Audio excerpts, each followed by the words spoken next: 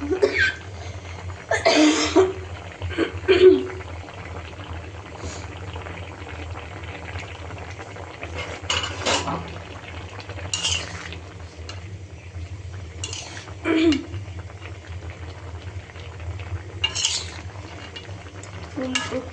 আলু, টমেটো দিয়ে মাছ দিয়ে রান্না করছি। এটাকে আবার কেউ এই যে পাঙ্গাস মাছ মনে করেন না, এটা পাঙ্গাস মাছ না।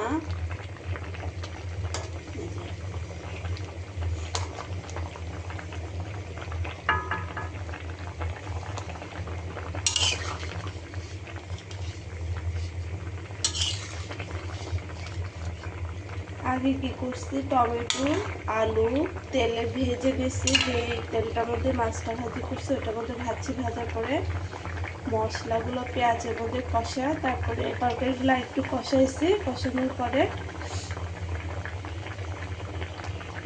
একটু গরম পানি দিয়ে ঝোল দিয়েছি। আর এই মাছটা হচ্ছে সমুদ্রের বোয়াল মাছ, হচ্ছে নদীর বোয়াল মাছ। এই মাছটা দিয়ে ফুলকপি, আলু, টমেটো দিয়ে রান্না করছি।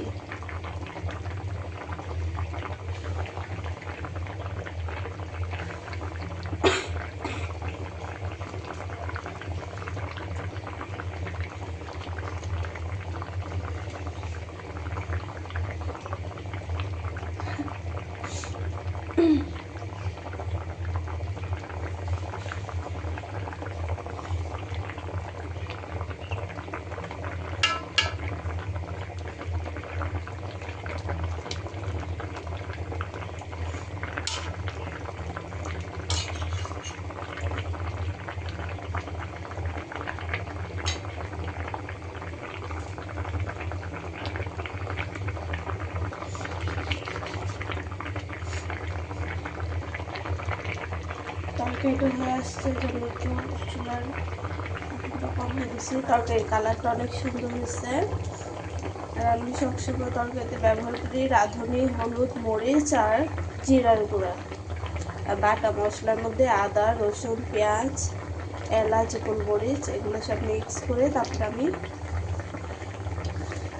বেটে রাখি, যাতে যখন মন চায় তখন তরকারিতে ব্যবহার করতে পারি।